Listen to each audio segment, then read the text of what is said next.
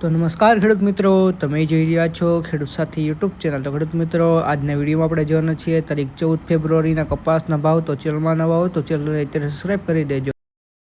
તો ખેડૂત મિત્રો, આજના દિવસે કપાસના ભાવ બે રીતે બોલવામાં આવી રહ્યા છે, તો નીચા ભાવ અને બીજા ઊંચા ભાવ। તો શું ચાલી રહ્યા છે આપણી આસપાસના બધા જ માર્કેટિંગ યાર્ડમાં કપાસના ભાવ તે આપણે જોઈએ। ગોંડલ 1151 થી 1451, જામજોધપુર 1330 થી 1461, જામનગર 1000 થી 1420, બાબરા 1420 થી 1535,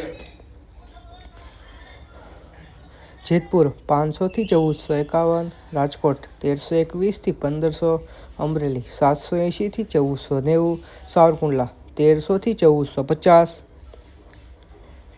જસદણ 1325 થી 1465, બોટાદ 1200 થી 1495।